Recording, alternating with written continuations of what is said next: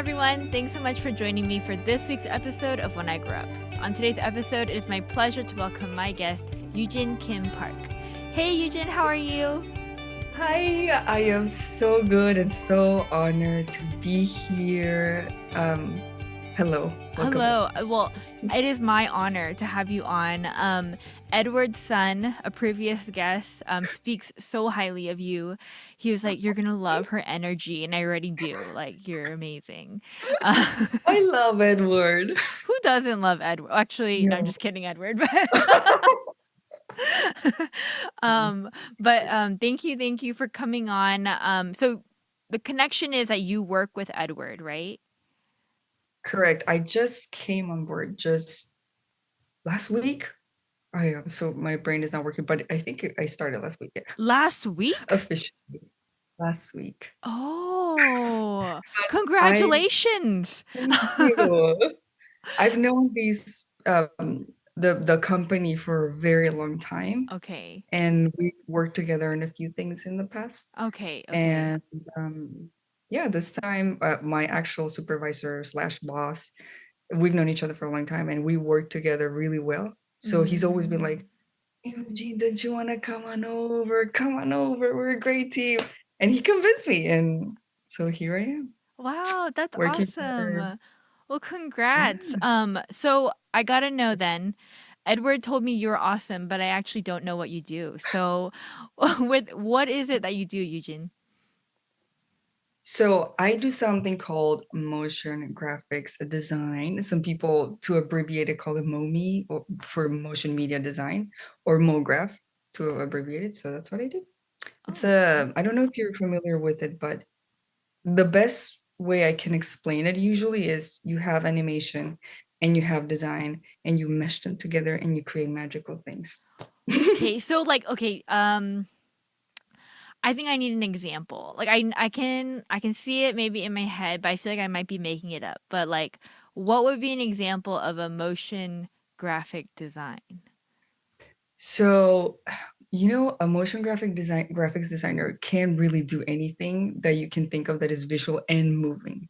So it's Okay. it's visual things in movement, right? So it can be anything from a logo animation for a YouTube channel to a full-on commercial for a big TV network, or this is very common too nowadays, or the opening credits sequence for TV shows or movies like 007 Okay. or Okay. Game of Thrones or Harry Potter. All these have Yes. a bunch of graphics, and that is motion graphics. Okay. But Mhm. it's different than like my child's TV show. Like it's Yeah, not no. animation, right? Right? That would be considered traditional animation, what Okay. your children, yeah, cartoons, that would be Okay. traditional animation. Motion graphics is more, it's heavily design based. You Okay. have to be good at design to And be a perfect. so because you're specialized in that, so like a graphic designer doesn't necessarily know how to do those things that you're saying, like that you do. They could, because I think motion graphics is very much linked. To me, it has existed for a while, but it wasn't a formal discipline, like a formal career you could do until fairly recently. And Mm. way before, it would be maybe related to graphic design and animation, both, but it wasn't its own thing. So Okay. it's very connected to the two of those. Yeah, I think graphic designers do are aware of it. For example, in Colombia, motion graphics doesn't exist as a career. Mm. Animation doesn't exist as a career. So these are things that you could explore if you study graphic design over there. I see. I see. Mhm. Okay. So mm, so it's a job here because graphic designers don't want to do it, or you like say you in particular, like you are better at that than actually making the graphic. Do you get what I'm saying? Like, like Oh, well, okay, like let's I take never Edward. Let's take wondered that. Edward for example. Okay, Yes. Edward's son. I know he's capable of a lot of things, right? Like he's Oh, super he is. gifted, super talented. Um but he's the only graphic artist I know, so I'm just gonna use him. So like, I know that he could do it because he could probably like because he's so smart, like I'm sure he could figure it out. But Mhm. then he doesn't, right? So he would hand whatever he designs to you. Is that how it would work? So we actually, okay, first of all, I do think he can do it. And I actually have stalked a little bit of what he does. Uh-huh. And he has animated a few things here and there. Okay. So he could totally learn it and be amazing at it. Uh-huh. Um, but particularly for the company we work for, Uh-huh. we we are in two different departments because there's a whole department that is the graphic design department. They Mhm. do a lot of printed work, editorial, branding, all of these things that are very exclusive to graphic design. Mhm. And what I do is more in the video production and events production department.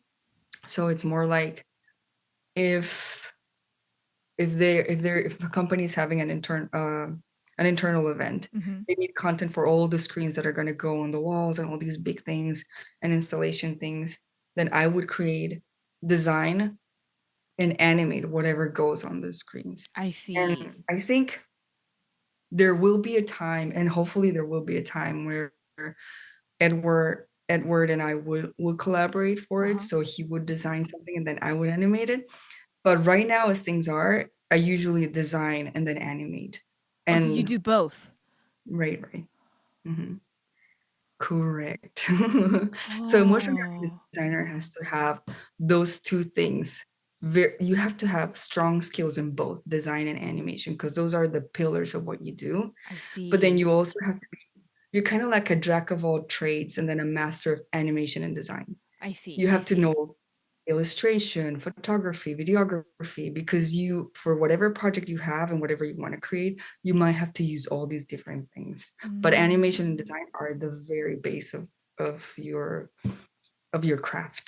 I Yeah. see. Okay, so then could you take me through like a process for you of like, a client comes and they say they want these things done. Like how does that start for you? The whole from beginning to end.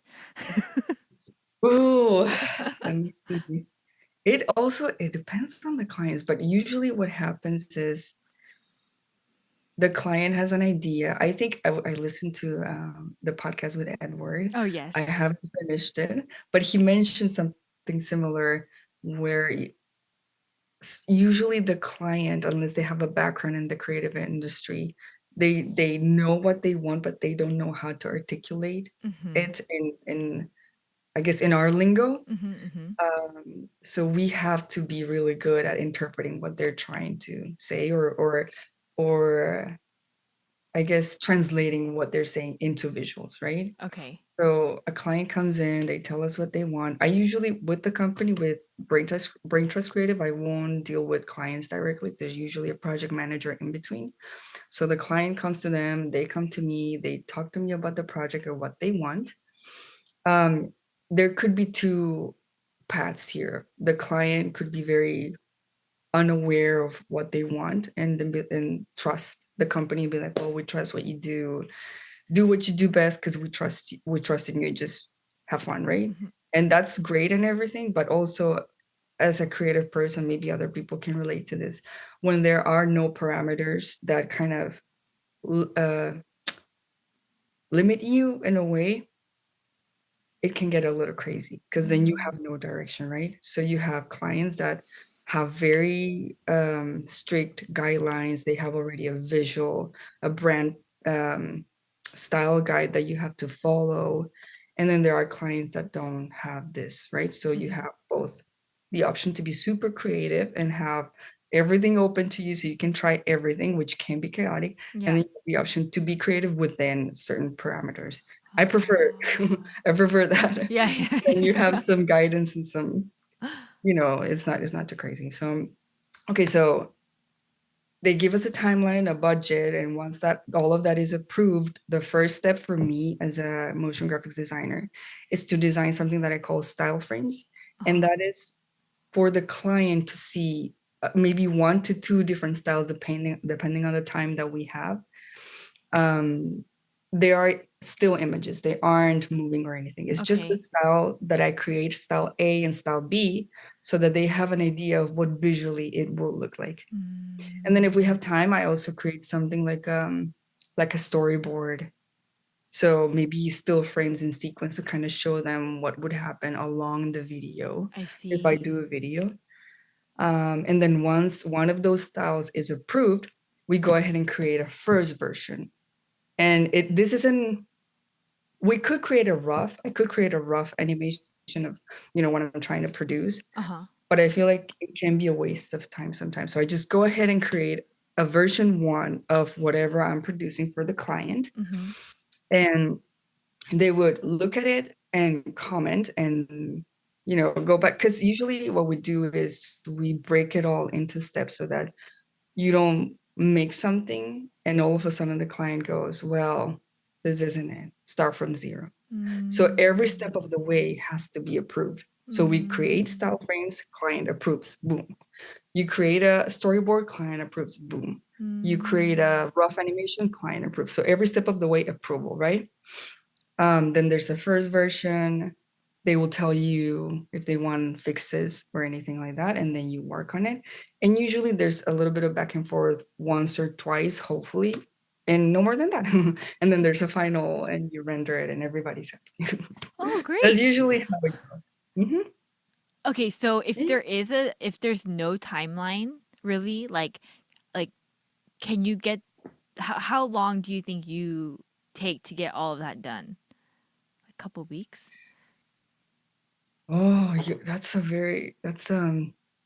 I don't think there's a set timeline for, Okay. because projects can be so diverse and Right, just very right. in general. So sometimes we'll get very small projects, and I would have to do something simple like a logo animation. Maybe let's say you want to create a promotional video for your podcast. So Okay. you record yourself talking and inviting people to listen to your podcast, right? Uh-huh. And then you ask me, can you make a logo animation for me? You already have a logo. Can you also make a lower third so that when I'm talking, people see what my name is, and then maybe have bubbles of text coming up whenever I say something, So that would be a fairly simple project, and Uh-huh. depending on the length of the video, it could be done in a week or 2 weeks, right? Okay, so But if like if you I'm sorry to yes, interrupt you. intro, Okay, but like, because I now I'm like kind of understanding more what it is that you do, but I'm curious, like, how is this different than like a video editor?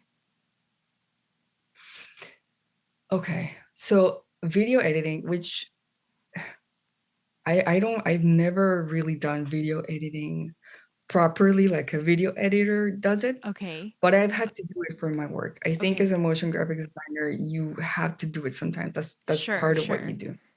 So video editing is more about choose, for example, if you give me raw footage of a movie, right? An editor has to choose the right shots, put them in the right sequence, time them the right way, Mm-hmm. make sure the audio, the video, I mean, this is, maybe I'm just making it up, but this is what I think it is. Make sure the audio and the video match, Right, and right. the color has to be right. There has to be color correction involved. Uh-huh, uh-huh. So it's very much about the footage itself. Okay, Whereas motion graphics is about adding on to that okay, if you okay, wanted to. okay. If you wanted to sprinkle like fun little magical animated things, that would be something I do. Oh, Mhm. interesting. Like, cause I like, you see all these things. I mean, I say this about every career, honestly, but like, you just never think about the work that goes behind it and who's doing it. You just enjoy the fruits of it, but you don't really get the investment that's put in. But this is so cool because, like, yes, I had no idea that this was even a thing. Like, I just assumed the same people were doing all the same. You know what I mean? You know what I'm saying? Like, I know like, exactly what you're saying. yeah. So okay, oh, through the process that you just explained to me, Mhm. is do you have like a favorite part of that process or least favorite part even? I have two favorite parts. Okay. So The first part would be the planning process. Usually, the planning process for me takes a long time. It's probably the part where I pay more attention to everything that I do. Because if you plan well, you can execute smoother when you have to Mm, execute, right? yeah. So, planning includes looking at inspiration, visual inspiration to design something, or looking at animation, motion graphics inspiration to know how you want things to move, and then going ahead and I have a lot of sketches. So I always Mm, sketching what each frame is going to look like each main frame for an animations, for example. And that to me is a very fun part of the process. It's usually more chill for me. I play music and I start designing when I don't have creative block. And then the second favorite part for me would be once you see the results, and if you've created something you're happy with, even I'm a bit of a perfectionist, so I'm never happy with what I create. But I've mm, gotten to a point in my life where I look at what I do and I'm like, you know what, this is good enough. It's gonna have to do, and that's good for me. mm, And mm, when you see the results of the hard work, and when you see that you've created also something, sometimes out of nothing. mhm. It just, of course, you never create something out of nothing, but No, I know what you mean though. yeah, Yeah, yeah, yeah. like there was nothing, and all of a Yeah. sudden, it's very rewarding. Yeah, I'm sure. I'm sure. Man, that's awesome. Um, okay, so okay. Take me back, take me back. You know, you mentioned already that in Colombia, I don't know Yeah. if I'm saying it, that there's no like job that exists like this. But then, for my listeners, like, why did you bring up Colombia? And Oh, yeah, okay. and if you could take me back to even like it sounds like you are very artistic, but like is that something you grew up because me like graphic art and design wouldn't have been an option for me. I'm just not I just that's not my strength.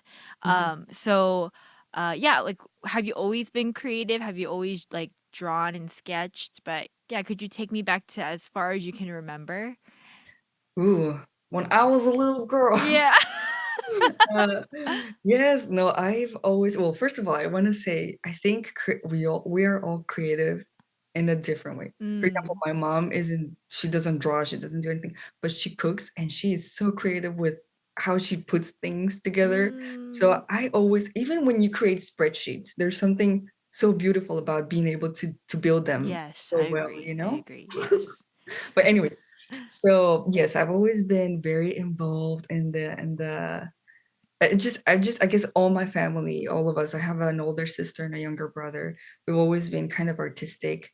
My sister, she is an amazing artist, even though she Mm. doesn't do any of that right now. But since she was a little girl, she would draw so well. And I, as a younger sister, would do everything she did. So I would just draw like she did.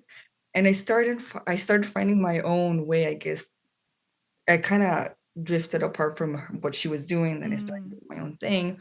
But I was always into drawing, and I would look at cartoons, and I had my whole notebook with a bunch of drawings of Sailor Moon and a Oh, I bunch of love other it. Yeah. things.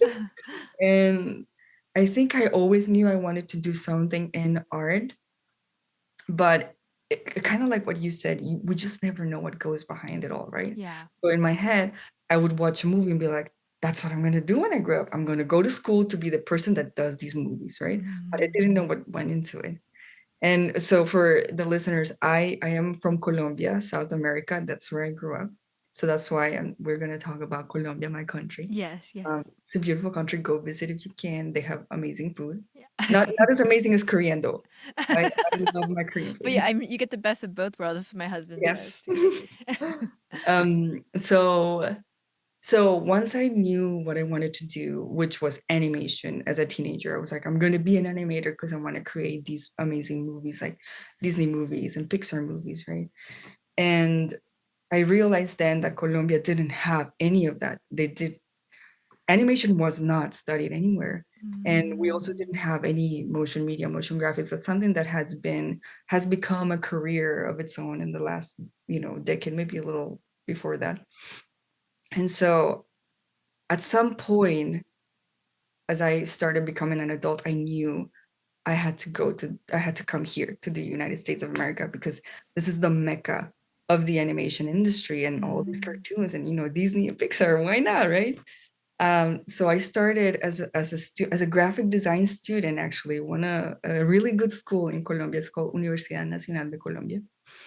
And the graphic design major had a little bit of animation and also a little bit of photography, a little bit of illustration. So I kind of, if I wanted to explore the animation side of things, that's the major I had to choose, graphic design. I actually really Mm. like graphic design, but because I knew I had to, if I wanted to do animation, I wouldn't be able to stick with it. While I was trying to come to the States, I studied graphic design. So then, this is, by the way, I don't know why I found the hardest way to make this happen. This is the story of my life. I could have done it in such an easy way, but I just made it so hard for myself. I don't know why. I think I just like the struggle, Like, oh yeah, I'm gonna struggle because it's gonna make me better.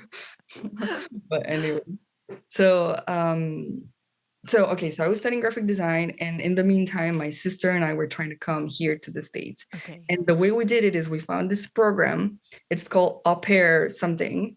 And have you heard? Yeah, Do I you know know what an what au an au pair pair is? is. Yeah. You do? An au pair?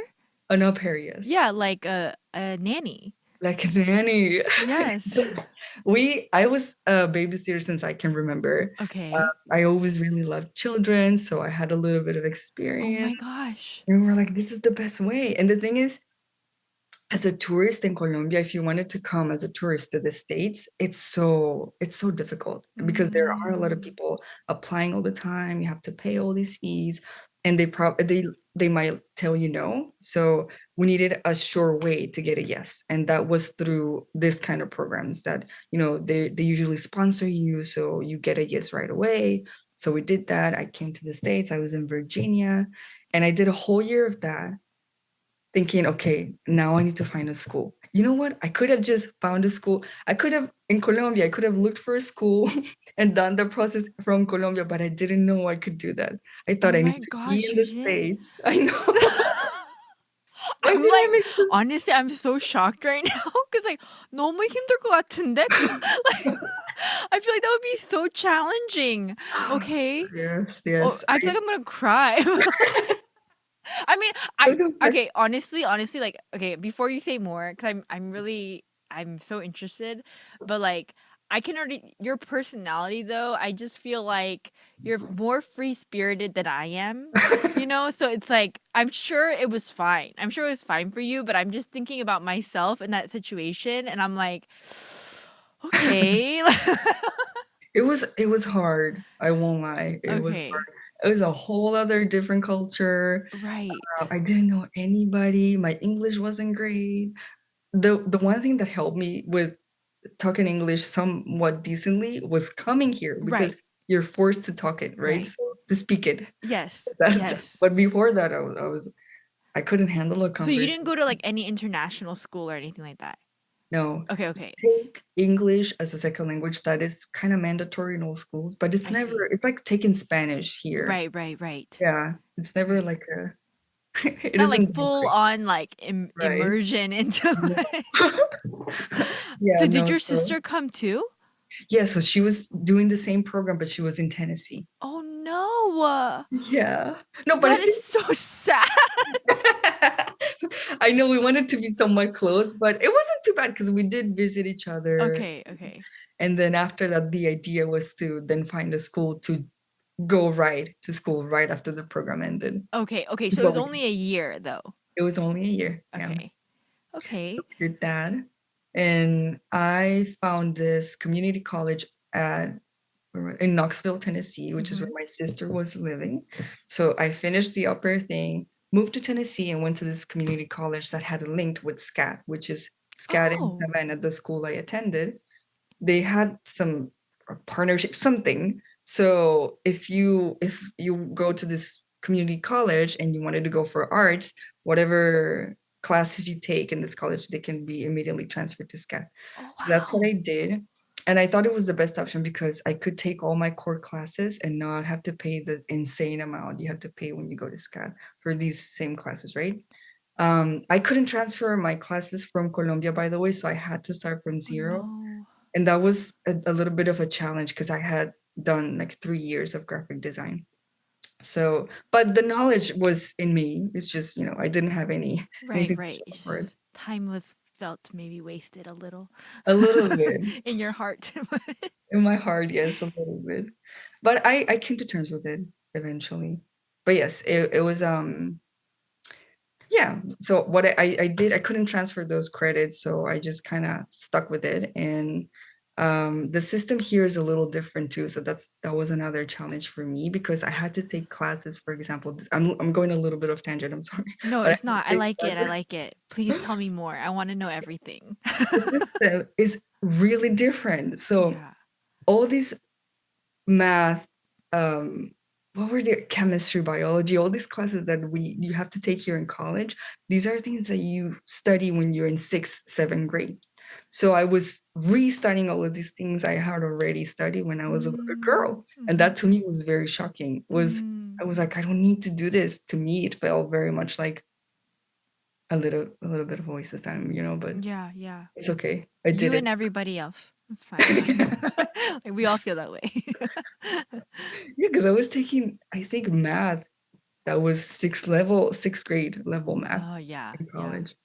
It was yeah. it was fairly easy though, so it was good to pass those classes. That's good. You know, Yeah. pretty easy. So I transferred to SCAD, and then I had luckily, by the way, shout out to SCAD. I don't know if anybody from SCAD is listening, but SCAD is the only college I found at the time that offered scholarship to international students. I had Oh, wow. I had no way to pay for school. No way in the world I could have paid for school, afford any sort of school here in the States if it wasn't because SCAD offered scholarship. I mean, you have to have a GPA, you have to have a portfolio to apply for a scholarship, but if you put your mind to it, you can make it happen and then get a good amount of scholarship. So Wow, that's that was really amazing. helpful. So like, okay, let's rewind just a little bit. Yes, yes. So you did this year of au pair in Virginia Mhm. and you like learned English. I mean, I And could. then and then you went to school, community college, and somehow like even okay, so I mean even that I'm so curious, like how did you even research, you know what I mean? Like to find the like how did you know SCAD was a design school that was like good and Oh, this is all I feel very blessed because this was through people, friends that I knew. okay. Totally didn't know about SCAT. I thought Right. SCAT was like, oh, whatever. Oh, it's a good school. But for me, I wanted to go to CalArts because it's Of the course. Yes, Disney, yes. blah, blah, blah. I didn't know about SCAT. And I had a friend who was in the same community college and she knew what she wanted to do. And she was like, SCAT is a great Oh, school. And then she was the one who told me about all these things. Oh, you can apply for scholarship. You can go directly from this community college to SCAT and I it's going to be a smooth see. process. So That's it a was really good knowing the right. friend. Yeah. Oh, it was a good friend. Yes, she guided me through the process a little bit, so I was able to. Yeah, but then also once I reached out to SCAT about it, they were very good at just kind of informing me of everything, letting me know what I needed to do, because their international students community is very big there, so they're Mm, aware of usually international students need a lot more attention because we just don't know a lot of things. that's Uh-huh. awesome. That's awesome. Yeah. Man, way to go, SCAD. Um, okay. So you eventually transferred to SCAD. Mhm. Do you go to Savannah or are you in Atlanta or I went to Savannah, okay. little Oh, savvy town, very cute, it's also super very cute. humid. It's Horribly humid. horribly, yeah, it's very humid. But it's a gorgeous, beautiful town. And I was working also for school so that I could support myself. So as an international student, you're not allowed to work outside of school. You're not allowed to have a job unless it's in on campus with the Mm, school, mm-hmm. and you can only work up to 20 hours or something like that. So Mm, I had a job with school and I was in the dorms. It was a great experience. I decided to go straight with animation because I didn't know what motion graphics was. I Like you, I see. didn't know it existed. I I didn't know this see. was a thing. Right, right, right. And I remember taking some of the first classes that were where they teach you how softwares work, and then you have to create projects based on what you've learned about the software. And I remember all my classmates and my professors looking at my stuff and being like, you know, you are a motion graphics person. You're not an animation. And because I didn't know what motion graphics was, I was like, no, I'm an animator. Yeah. I was in denial. So I studied the whole of animation until the very last year. And I realized that I kind of didn't like it. And I think a lot of people can relate to this is you Yeah. study a full career to realize that that's not your thing. I think it goes to show how flawed the educational system is nowadays. I mean, just the Mm, conventional mainstream educational yeah. system has some big flaws. And that's why a lot of us go through it. And then at the end of it, we're like, that's not what I wanted. And Mhm, that's what mhm. happened to me. I got to the last year and I realized that's not what I wanted. And I realized it was motion graphics, which at that point I was like, okay, this is what I want. What can we do about it? Because I knew I couldn't just stop and then start all over. So I said, okay, what I'm going to do is the last year of your career, you have to create a thesis, which is like a short animation you produce, and then it's showcased in a show of short animations for the whole school. And I said, okay, well, I'm gonna go ahead and create a thesis animated short thing that is gonna be motion graphics and not an animation. And I took a motion graphics intro class and I loved it. And I You was like, this is loved it. This it. is what I wanted to Oh. do all along because motion graphics has that very strong design base and then a very strong animation base as well. And then I had all the background in animation, but really, it really helps to be a good motion graphics designer. I see. I Yeah. love it so much. So I didn't graduate. I love it too. I didn't graduate as a mommy person, but I was able to integrate my background in graphic design and then animation to make it work Yeah. at the Oh end. man. So I mean, it's just I feel like if I think about just the journey and everything you've explained, although there are many moments where, even I said and admitted to you, oh, it just seems so like wasteful, 아까워, wasteful, but I mean, it sounds like none of it was. You know what I mean? Like even your time as a graphic designer in Colombia too, like you felt like it was still with you and carried throughout your community college days into SCAD, but Mhm. without even realizing, the impact that it had. And then even and I would have felt like that last year of animation, I've been like, oh my God, what do I do? What do I do? I did feel like that, Yeah. to be honest. Animation is a very unforgiving industry. I mean, I can't even imagine. Like, like I've heard things. I have yet to have a that type of animator on the podcast yet, I but connect you. uh yeah, I would love that. But um I would imagine, like just getting a foot in the industry when It's there's so many talented people in this world, Mhm. and but anyways, okay. Yes. No, it is a very difficult industry to get into because animation, if you think about it, it's either a movie or a TV show. And these are things Mm, that aren't permanent. So what ends up happening a lot of the times is you get into a show, but then it's over. So what do? You are unemployed for a while, and then you have to look again. So that happens a mm, lot. It's a I little bit see. unstable, and I always think whoever is in the industry as an animator, they love it. They have to love it and have so Mm. much passion for it because it can be so difficult. Wow, wow. Mhm. So your thesis and stuff, like how did that go? Oh, so terrible. When I look at it, I'm like, how did I make that? It looks so bad. But you know Oh what? gosh. The very last semester, I was in Atlanta, and Uh-huh.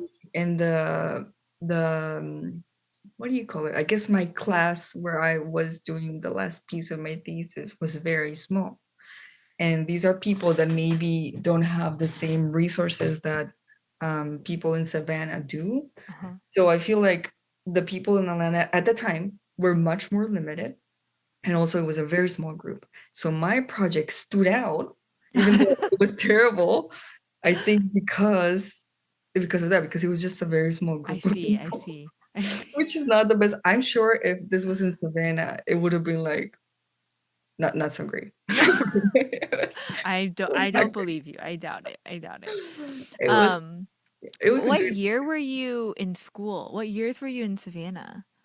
I was in Savannah from 2011 to 2000 until the end of 2013. Okay, okay. Mhm, Nice. What was I gonna say? Okay, so you graduate mhm, and then your background is in animation. And mhm. then you took one class, Yes. right, in in um motion graphics. Mhm. So then what happens? What happens? What do you So do? then, Wait, okay. Oh, but by the way, am I so after you graduate, are you an OPT or your visa? yes, I was Okay. gonna, yeah, I was gonna, Okay. yes, OPT is that is the work permit that you're given after your student visa. Okay. And typically, I think for most majors, you get a year or so. At the time, I think they made it longer now, but at the time, you would get 1 year. And because animation is considered a STEM career, I Uh-huh. got 2 years. That's Because cool. it can be very technical. Yes. So I got 2 years. I think now people get 3 years or something like that. But at the Mm. time I got 2 years. And the thing with the OPT is they give you, I forgot, but it's 1 to 2 months of time to find a job. If you don't Mm-hmm. find it, then you have to go back to your Mm-hmm. country. Mm-hmm. So this was really all about knowing the right people at the right time. I Mm. had been applying to internships and jobs and things in companies. And before I even got to get a response from all these companies, I was staying with a Korean family at this point. This was, I forget the name of the city, but it was near Atlanta. Um, and the Korean family, the mom, the lady, she was working for a really good suitcase brand somewhere in Midtown Atlanta, something like that. I forgot the name of the brand. Um, but she was working at the store and she got a customer, and the customer was buying a suitcase for his wife. And he was like, "Oh, my wife, she owns this amazing creative studio and she always carries her laptop in this really terrible, raggedy old bag. And I just want to get something nice for her." And the my friend at the time, this girl, she was like, "Oh, I have someone staying with me. She's about to graduate. She's amazing. Would you consider her to be your intern, la la la?" And so he gave her a card for me to contact them. Wow, you've been And surrounded by just really supportive and good yes, people. it That's really has amazing. been. I don't know if I would go to bat for my friends like that, but that's No, I am awesome. sure you have some really good people too. Yeah, I think we I all do. have That's true. a bit of some guardian angels at Yeah. times in life, and this was certainly one of them for me. Mm. I do acknowledge how privileged I was that I didn't even Mm. have to go to an interview or anything like that. I just reached out to them and they were like, "Yeah, come on over." We had a talk. It was very chill, and she needed someone right away. So she's like, "You can start anytime. You'll be an intern, and then from there you can become a full-time designer." And that's what ended up happening. And this is an amazing studio in Atlanta. I'm gonna say the name. It's called Awesome Incorporated. If people want to look it up. It's amazing. They have Wow. amazing work and they're great people to work with. So that's where I started. I had to do nothing else. That's amazing. Yeah, and I was an animator. I was like, "How I'm not a motion graphics designer, but hey, it worked." But the job was for that motion graphics? What it was for an intern and then transitioned to a motion graphics designer. Holy smokes, that is insane. Yeah. That's It was amazing. it was not easy. It was not No, easy at yeah. I'm all, sure it but was it not was easy. a good blessing right there. Yeah, yeah. Okay, so like, do you feel like in that first job that you got right out of college, do you feel like you got some foundational like Oh, absolutely. skills in motion Absolutely. graphics and stuff? Yep, I would say that that first job is where I learned the bulk of what I know, Oh, a wow. motion graphics designer, That's awesome. because it's what I tell everybody. If you want to learn something, learn it fast and learn it well, you execute. You do. And Yeah. when it's high risk, like having an actual job and you have a Right. big client, Right. it's even more so, right? Oh, so It's like scary learning though. language, like coming here and speaking English for me, that was what forced me. I had to do it, so I had to get Mm. good at it, right? It's the same. If you are in an environment where you feel forced to do these things, you will learn it fast. And that's where I learned most of what I know. Oh man, Yeah. but like not everyone is as brave as you are.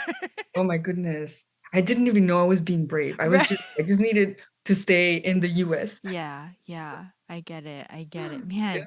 Yeah. Okay. Hey, just out of curiosity, what is the software that is most commonly used to make these motion graphics? It is After Effects. After Effects. Okay, cool. Yes. For every motion media person, After Effects is the software. And then Mm, you have supporting softwares like Cinema 4D, Photoshop, Illustrator. Yeah. But After Effects is like the mother of all softwares. I see. Uh-huh. Gotcha. Gotcha. Oh man. Okay, and then like you how long did you spend at what did you say? Awesome. Awesome? Awesome Incorporated. Okay. Awesome Inc. Mhm. Am I saying Um it right? Awesome. Awesome. Is that the right way to say it? how do you spell it? Like awesome. Yeah, awesome. So I am saying it right? Yeah, you're saying it right. Okay. Yeah.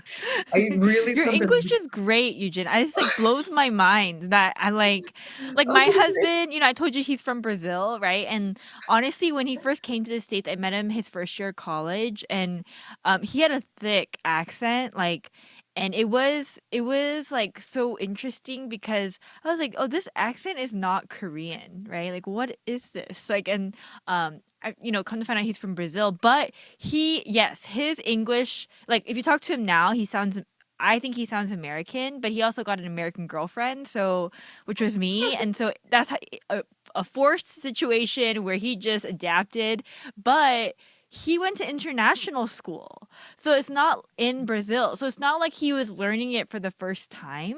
So it's Uh, like really like I'm really shocked that like no, that well, it's I don't want to be sound too impressive. I did know basic English, but I no, did. even then though, like it's so crazy to me. But anyways, Thank you. um, I'm impressed by your husband too, because for him to adopt a full American accent.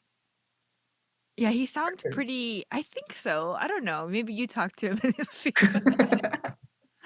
I would love Man, to. but that's amazing. So you worked there for how long? The first company?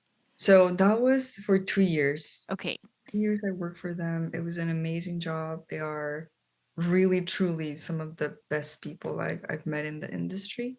And I'm still in touch with my boss, the owner of the studio. She's a great, wonderful person. Um, I highly recommend them. And and then Jeff is, okay, so Jeff is the person that is my boss now at Brain Trust Creative. Um, Around this time, around the 2 year mark at Awesome, I met Jeff through a common friend. Mm, I And this see. common friend was working for the company that Jeff worked for. I see. So she was like, hey, we sometimes have the need for a motion graphics design person. Do you think you could tackle some of these projects? So I worked with them freelancing for a little bit. And I don't know why I quoted that. But yeah, yeah, freelancing. Yeah, yeah. And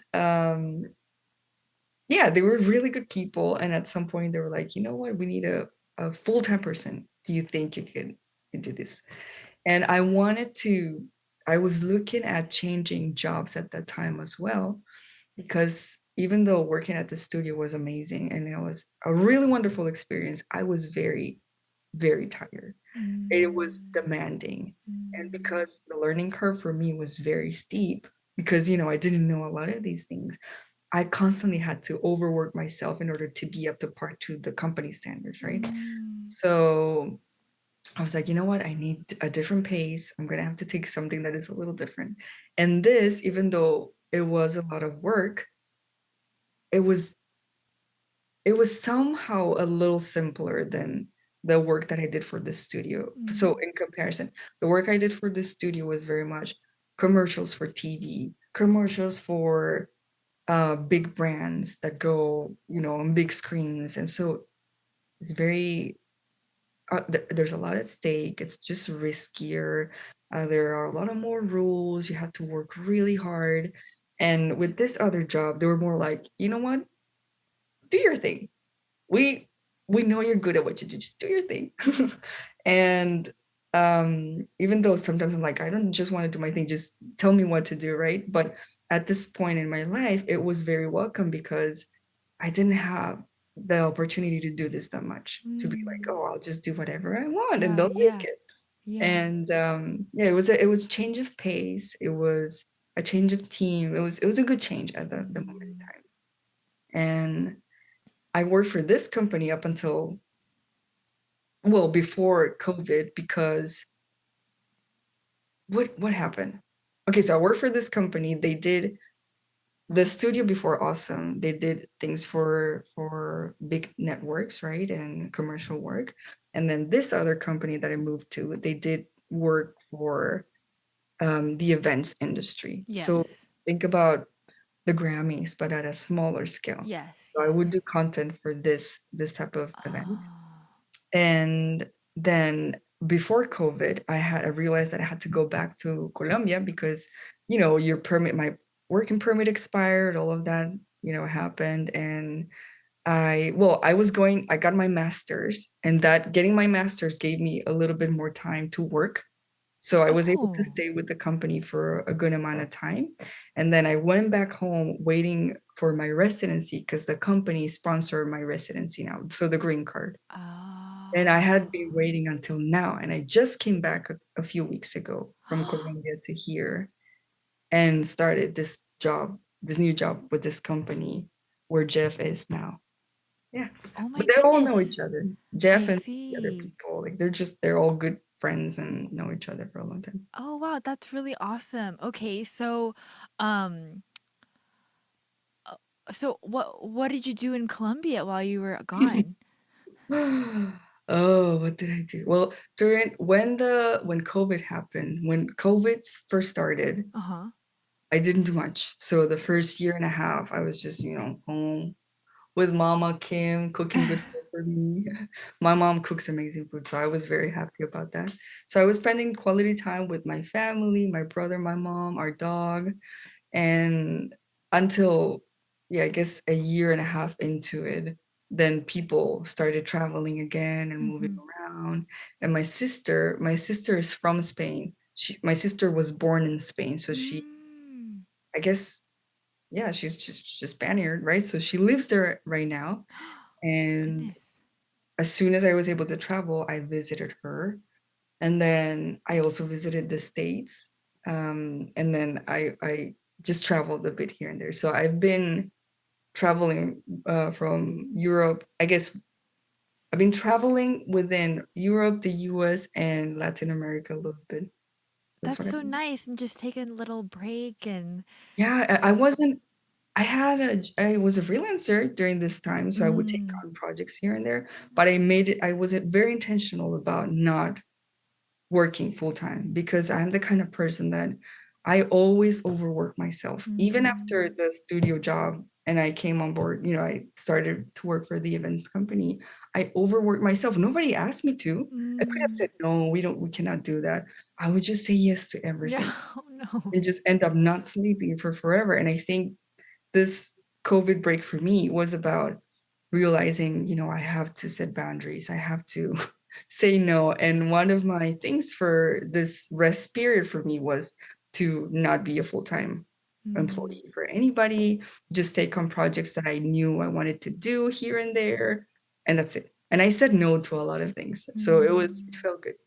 That's And now I'm awesome. back to full time. Yeah. But it's a little less, right? Like a little less than I before. don't know. Uh, It got really busy really fast. yeah, yeah. Um, excuse me. So you mentioned that you got your master's. Mhm. What is your master's in? It's in something called learning technologies, which Uh-huh. I don't know why they call it that, but the way I see it is the very theoretical side of user experience. Oh, okay. So we studied a lot of what how user experience came to be, and the theories behind it and the studies, and it was really cool. I've always wanted to get into user experience, Mm-hmm. user experience and user interfaces. So Mm-hmm. UX UI. Mm-hmm. Mm-hmm. Not I'm not sure about getting into UI so much, but more user experience because I think it can be applicable to just anything can Right. happen. Especially nowadays. Yeah. Right. Yeah. Yeah. So that's something that I would like to continue to explore if the company also allows me to do that. Wow. Yeah. Um, Man, I this has been so insightful. I feel like there's so many good things that you shared. But I do want to touch back on the job itself, and um I wanted to ask you, I feel like you already said it, but what do you like most about your job and what do you like least about your job? Maybe we should do least first and Mhm. then end with most. Like Yes, I agree with that. Let me see.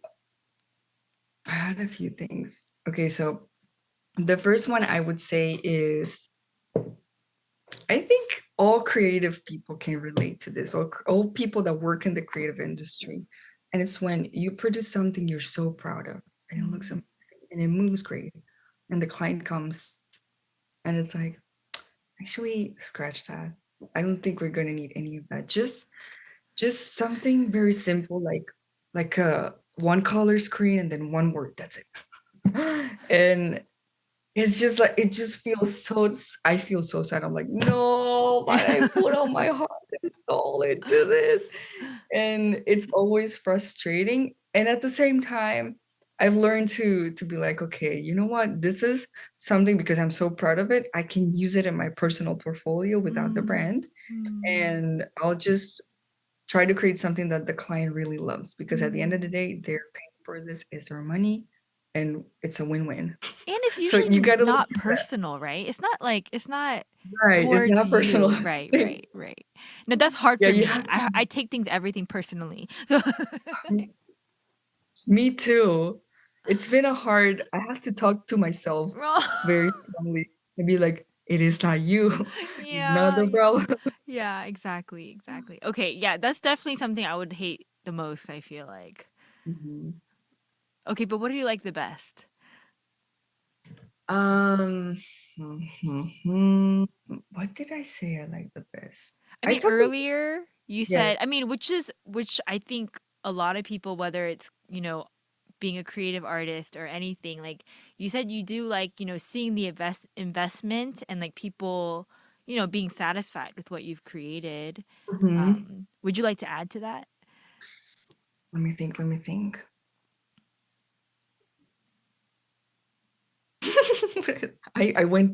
I went blank. No, it's okay. It's all right. Sorry to put you I on the spot. no, no, Um, I know there are more things that I like. if I you like think of it, just interrupt me. oh, there's one part that I haven't mentioned at all. Okay. I really enjoy anything that is audio with what I create. So Oh. I usually like it. I always ask the clients, would you like to have a song for this piece? And if they can afford it, they're like, yeah, sure. And what I usually do is I find a good track on a stock place and I edit it so that it fits the length, but I also add sound effects or I edit it a funky way, and I really enjoy this. It's probably one of my Wow. favorite things to do. Oh my goodness, so you're like a producer too in that I way. wouldn't go that far, but I just like chopping it up and creating new Oh. sounds with it. And also when you animate things to sound, it just becomes even more magical. So Right, it like gives it life, I'm sure. mhm, That's awesome. yeah. In another life, I would have Interesting. been some sort of producer if I could. It's never too late. I know. It's never too late. It's never too late. I'll learn it. No, seriously, I do. It's in the back of my head. I will learn to do something with music one day. Yeah, I believe it. I know you will. Um, okay. Uh, so you've lived this very interesting journey. up until Thank now. you. I feel so flattered that you think it's so interesting. No, I think it's fascinating. It's like like wow. Um uh I'm sure there have been many challenges like along the way.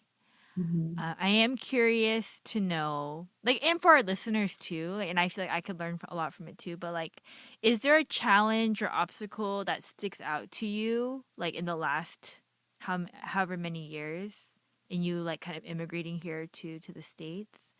Um, yeah, is there a challenge that sticks out to you or an obstacle? And my next question would be like, okay, then how did you overcome it? Like, how did you get through it? Or did you not get through it? I don't know. I mean, hopefully I got through some. I've encountered big um obstacles. I would Mm, say one of the most recent ones that I realized was that I was holding on to the idea of the American dream for way too long. And that alone, mm, so I've been in the States for maybe 10 years. mhm, Yeah, maybe altogether around 10 years or so. And for most of it, I was just my goal was to stay in the US. I have mm, to do what I can to remain here because if I leave, I probably won't be able to come back, right? mm, So everything I did was around this goal, and I didn't allow myself to explore, to just maybe have more freedom to be happy, to enjoy life, mm, or to travel, or to do other things, meet people. I was so focused on being the best at what I do so that I could excel and get, excuse me, my residency. mm. Because during the whole process, the immigration process, for a lot of it, you have to prove yourself a lot. Yeah, If a company is sponsoring you, in order for them to continue to sponsor you, you have to constantly prove that you are valuable to them. yeah. So I always felt I have to be the best, or else you're gonna kick me out. So this was a big obstacle, and I realized during COVID, actually, COVID, even though it was a terrible thing to happen to the world, allowed me to have the space to reflect on all these things that I, Yeah. I didn't allow myself to think about before. And I realized traveling, visiting other cultures, and just getting to know people from all over, that right now everything is so mobile. Mm, And we've realized that we can function remotely for a lot of companies, not all of them, but a lot of right. companies. And so I think I've been more in the mindset of, you know what, if I can stay here, that's okay. I'll just be somewhere else and Mm, still be happy because there's so much to see out there in the world. yeah. So that was an obstacle that I overcame Yeah, with no, a lot of thinking and traveling. yeah, I mean, it's what an incredible burden, like that and pressure that was be able to release from your life. And then I feel like the Eugene I'm talking to today is really at peace with a lot of things. So Yes. yeah, that's great. That's really good. Thank you for sharing that. I appreciate Of it. course. Thank you. Thank you for allowing me to share it. Yeah, of course. So we're coming, rounding out our hour together, Mhm, and I usually ask all my guests the same question. mhm. Um, do you have any advice for somebody that's maybe listening is like, hey, maybe I want to do motion graphics, or any life advice at all? Mm, I would say whatever you want to do, it doesn't matter how old you are. It's like you said, it's never too late, and it truly is never too late. Um, you don't necessarily need to go through the traditional way of doing things to make it happen. I'm not talking about illegal things. I'm talking about unconventional things. so, so maybe if you think this is the way I would think before is I'm going to be an animator, and to be an animator I have to go to school, take all these classes, talk to these people, follow this step and this and that. And it's not always like that. At the end of the day, what matters is the results. So Mm, if you want to get into anything, I would say find a way to expose yourself to the actual job, to the actual mm, craft that you want to get into. directly, not just something that you're studying, but something where you can actually execute and be there and be on hands on, because that is what will teach you the fastest and also allow you to make connections as well. And so, sure, there are a lot of resources. Okay, this is what I would say. You don't have to go to school. It's a great experience. If you want the school experience, go for it. And I think it's Mm, amazing. I really loved mine, but it's not something you have to do to get good at what you do. mm. There are plenty of resources online and not online that you can access for free. And you just need the only thing you need is you and discipline, Yes. and you can make it happen. Yes. So I would say that you don't need school, just need the right resources and be diligent and patient and disciplined and try to find a way to be in the field to do things.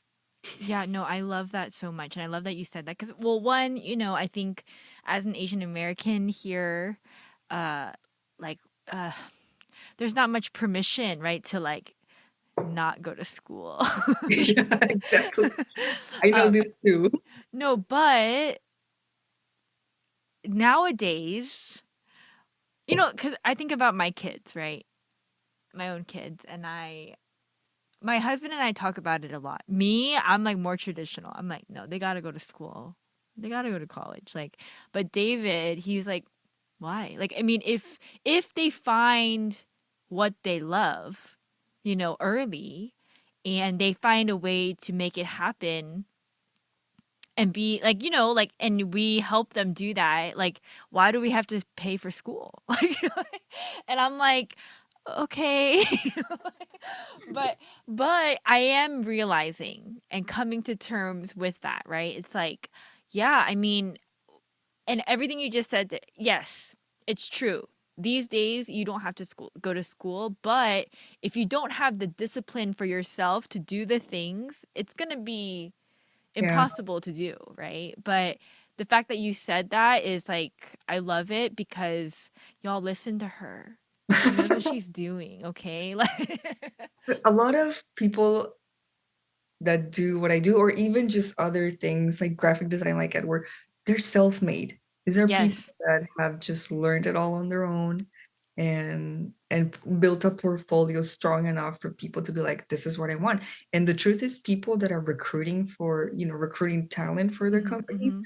they're not looking at where you went to school. They're looking at Mm. what are you producing? What is Mhm. your portfolio? Show me your Instagram. What are you doing? Mm. So then if you are able to build something that honestly, fake it. A lot Mm. of it is faking it. Sometimes I create something that looks good and maybe it doesn't move, but it looks good. So I just put it there. And then when Mm. a recruiter looks at it, they're like, oh my gosh, that's great work. Mm. Just, yeah, building your own presence is what matters, at least in the creative industry. I would say for something like medicine, you do have to go to school, of course. No, yeah, You but have to yes, be a yes. resident and all that. Yeah, yeah, no, of course. Yeah. Um, so, what is like kind of your vibe then as a designer, like style What is my vibe? wise? Oh, no one has ever asked me Oh, this. really? Okay, I'll just take a look later, maybe. No, but okay, I want to try to define it. Okay. I think I would say I like exploring with colors and Mm-hmm. shapes. I'm not Okay. so much about the character. No, actually, I'm also about, I don't know. I kind of like a little bit of I like when it comes to motion. Okay, this is what it is. When it comes to motion, I like exploring with colors and basic shapes like circles and lines and rectangles. So I like that. And typography. Okay. I don't know if that has a name. Maybe like eclectic? Eclectic with an edge, maybe? Okay. So like kind of like sharper, like, like clean looking. Yeah, usually. Okay, Like yeah, I like I that too. yeah, just sharp, clean, crisp with good sound. Nice. And it usually, I would say, the vibe of the things that I create that I really like, they sound very, or they sound, what am I saying? I'm a visual person, but they feel like something you can dance to and be Oh, I happy love when you look at that. it. And That's you're like, awesome. there's colors, and then you move, and it feels like fun. So I would say maybe fun is another good adjective for it. Oh, nice, But I nice. also like cartoons, but I don't like animating them though, just drawing them. So do you ever like go back to that at all? Like your animation, No. no days. Just just drawing, not animating as a proper 2D or 3D. Okay, okay. It is really, truly one of the hardest things to do. No, I would imagine so. Oh, I did have a what do you call that? Motion artist? No, like where he animates 2D drawings. Is that That I don't would know. be wait, but how does it look like? Like a cartoon Okay, or so like do you know the movie Into the Spideyverse? can I look it up? Yeah, look it up, look it up. Oh, I'm Into gonna get in so much trouble for this. People are gonna yell at me. Hold on a second. Oh, what was it? into the Uh-huh. He is a, Spideyverse. I'm gonna just find it real quick. He is a, where is it? He is a 3D character animator. Oh, that is a So now very so he works technical. for like League of Legends, that company that does League of Legends and stuff. Like the, Oh, Riot. yes, yes, Mm-hmm. yeah. Yeah, yeah, So, yeah. They're but they're a big his company. thing was like so like for me like I could not even wrap my head around it. But, but anyways, He's a 3D they're character. animator. Oh my goodness, I have so much respect Yeah, because yeah, that me is. too. I mean, I was like he was even telling me how they like he acts it out, like Oh the yeah, scenes, like, and then he tape films it and then he tries to mimic the move. I was like, that's cool. Never thought about that. yeah. You know what they say in animation is be to be a good animator, you have to be a good actor because you have to take reference videos of the movements. So you have to Oh, be really good at the whole. You have to be very good. We had to do that a lot. The first wow. thing you did after you knew what you wanted to do was record yourself acting it. Uh-huh. Oh And my if he's a gosh. 3D animator, you know what he does is if they have a character, this is gonna I'm gonna get so technical, I'm sorry about this, but when you build a character, you build a model, and then there's another person.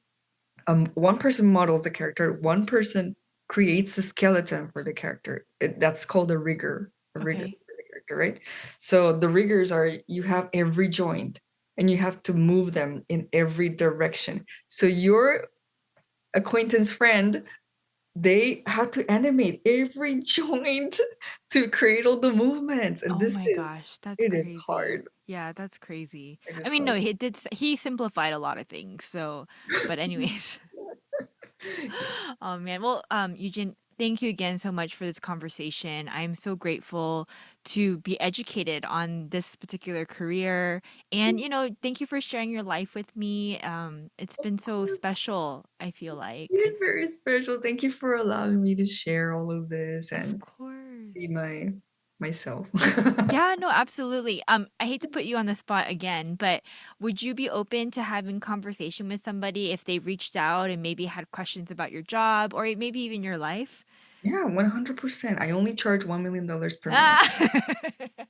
Just So kidding. you heard it here, folks. $1 million to speak with Eugene. But um, but guys, if you have anything you want to say or you have questions for Eugene, feel free to reach out. You can DM me through social media and I'll get you connected. Or you can email me at podcastwigu@gmail.com. All right, Eugene. Well, thank you so much again for your time. Until next time, guys. Bye. Bye bye. Take care.